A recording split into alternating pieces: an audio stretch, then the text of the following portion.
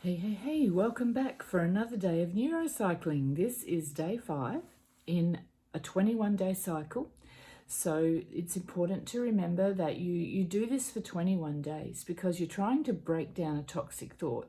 That's not going to happen overnight. It's not going to happen in just a few days.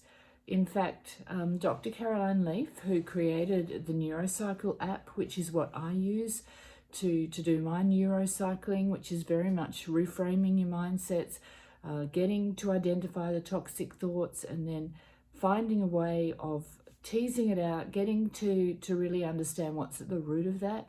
And then once you get to understand what's at the root of it and you get aware of it, it's actually not that hard to break it down. So it takes 21 days. In fact, her recommendation is doing 3 cycles, which is like 63 days. My maths is a bit slow this early in the morning. And as you do that, then you start to really powerfully break down some of these thoughts and these emotions that have you overthinking, have you on the roller coaster ride, all over the shop. And that's a really unpleasant way to live. It's the way I lived for a long time, but I'm so glad to have got off that roller coaster ride. The highs may be fantastic, but the lows are pretty darn awful. So today in day 5, this is day 5 of a 21-day cycle, I'm going to talk about the multiple perspective advantage. This is a word that Dr. Caroline Leaf uses, which for me it's very much just using the imagination.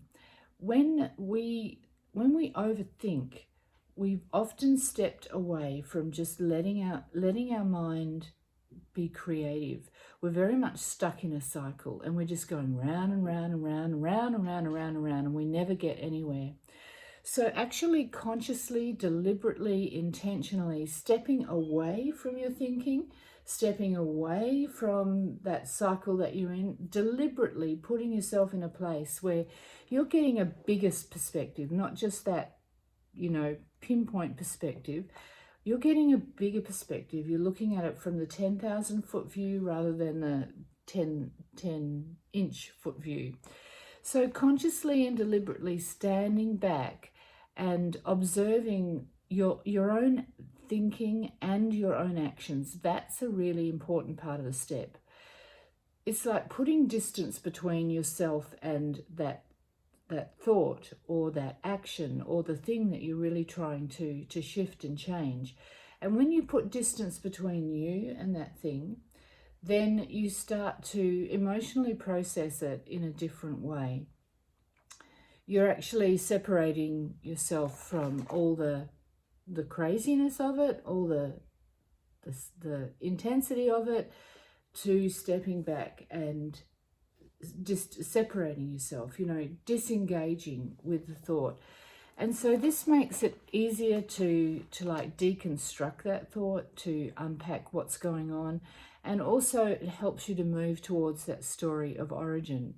So today, for my awareness step, I'm going to use the multiple perspective advantage to take that step back and actually engage with my thoughts and my feelings from looking down in on them rather than being right there connected with them. So I'm going to do what she calls is the multiple perspective advantage, to separate myself, distance myself. Now that is a little process that if you go through her app, she teaches really powerfully. What you can do is focus on something in the distance and think about that toxic thought. And then if you need to close your eyes and start imagining yourself there. There I am. I see something that I want to eat, or I see something I like. And so I make a decision, in that impulsive decision in that moment, to reach out and get it and take it. I can see myself from a distance. I'm looking at myself almost like a movie. This movie is playing. So I'll step back and I'll see myself playing out these actions, these choices, this not saying no to myself in some of the circumstances that I've been encountering during the day. So close your eyes if that helps. Close your eyes if it helps you to really imagine and see that inside. But it's using your imagination from a distance to look in and have a look at what's going on with your toxic thought. So today I'm going to start by gathering some awareness in terms of rereading some of the metacogs that I have created so far. And as I reread and look back through what I have written, it's going to refresh my memory. It's going to really frame up that complete picture of what this toxic thought has been doing and how it's been impacting me. Rereading through my metacogs makes it easier to deconstruct that toxic thought and to start to move towards the story of origin, the memory, the thing that is actually really at the root of this.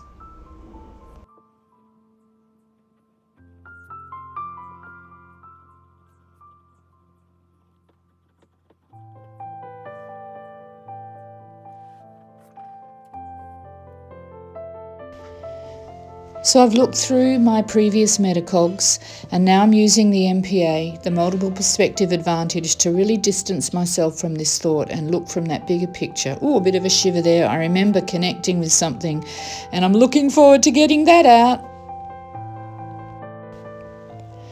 So now I'm going to get these thoughts out by getting curious and asking questions. Why? Why can't I say no? Well, I don't feel good. I don't feel strong. That was an interesting thought. When? When am I not saying no? When I'm feeling overwhelmed or bored or frustrated, like the negative emotions. How am I not saying no? Well, sometimes I go to great lengths to get some comfort food. I might even have to go to the shop to get what I want.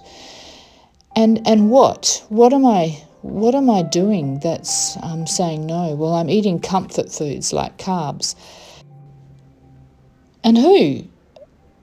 Who may be impacting me that I'm not saying no to myself? And definitely people who are close to me, people I trust in significant relationship. If that's a little bit hard, then I don't say no.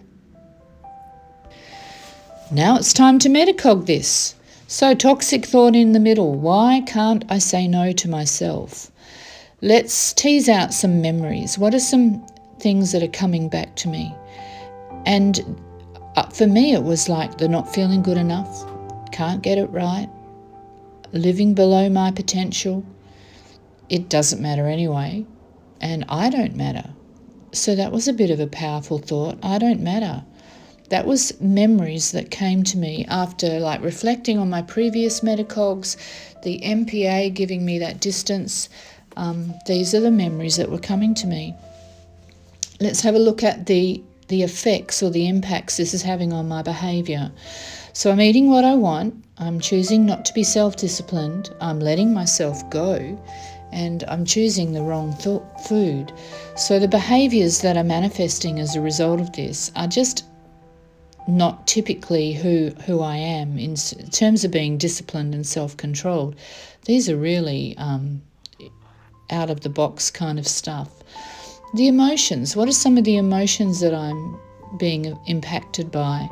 I feel sad, I feel angry, I feel ashamed, and here it is again, I feel not good enough. So what does this mean? Well, it's letting go of years of taking care of myself. It's bringing boundaries down that I've used. I feel flabby, I feel bloated. And I even connected with a bit of a feeling of hopelessness and helplessness and powerlessness. That was pretty deep.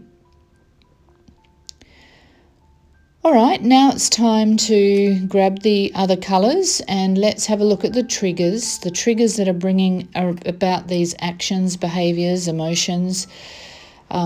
I find that boredom or overwhelm or that feeling of being helpless or the feeling of not being worthy. These are definitely triggers for me going and eating the wrong foods. And what are some of the patterns in my behaviours? I'm not self-regulating. I'm not pausing and stopping. And I'm just making really bad eating choices. Full stop. Well, another interesting day. Wow. This really only took me 5 minutes, but now I'm connecting with a couple of really powerful, I guess, origin stories, which is something to do with me feeling powerless, me feeling helpless, and also something that's made me feel like I'm just not worthy. You know, why look after you? You're not important. So those are the two strong emotions or strong connections I made today in that multiple perspective advantage. Like take a few minutes and today for my action, my active piece of the day, I'm going to practice the MPA, the multiple perspective advantage. Put a note in my phone to just practice it 7 times a day, just a minute. You know, is that too much time to set aside just to connect with your thinking, to create distance between you and that thought? And the other thing I'm going to use is I'm going to go back to one of the other days when I talked about the 10-second pause, which is that 3 seconds breathing in, think, feel, and then breathe out, choose for 10 seconds. So the first 3 is breathing in, the last 7 are breathing out. So it's think, feel, choose. Now that's going to be a really handy strategy for me when I am standing at the bench or I'm seeing something looks appealing, that's not what I should eat, or I'm, in a shopping centre walking past a food place and it looks like amazing cakes and coffee. I'm going to use the 10-second pause. So 2 things today that are going to be part of my action to really work on. For now, it's just helping myself to get some strategies to change my behaviour.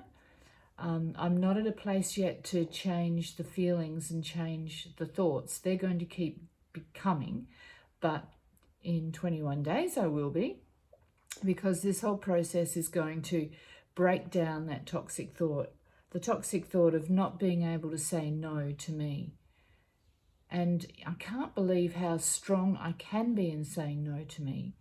And then after 7 years, because I did, after having children, I had 5 kids, so, kind of expanded a little bit and didn't fit into my clothes and just thought, I can't be bothered. But then I got to a point where actually I wanted to be bothered because I didn't like the way I was looking. I didn't like the way I was feeling. And so even today, I feel bloated, I feel flabby, and I do, and I don't like those feelings. So who can do something about that? Who's the only person in this world that can change what I put in my mouth? It's like it all comes back to me, taking responsibility, taking action, and making different choices. But when those unhealed memories, when those unhealed thoughts and feelings are just stirring around in the melting pot, it's very hard to make those choices. And I really feel and sympathize for people who are overweight and it just feels too hard. Well, it feels too hard because there's something there. There's those memories, and I'm starting to even get a little bit of an inkling about it. So I'm excited for tomorrow, because tomorrow I'm going to dive a little bit deeper, and I'm going to dive a bit more into my origin story and start to really tease out what was happening for me as a child growing up. That's going to be interesting. So stick with me. If you want to start really managing your thoughts, managing your thinking, managing your emotions, this is such a practical tool to do it. 10 minutes a day, is that too much time? Is that too much time to get rid of a messy mind, to get rid of thoughts that aren't serving you well? I'll let you answer that. Okay, take care.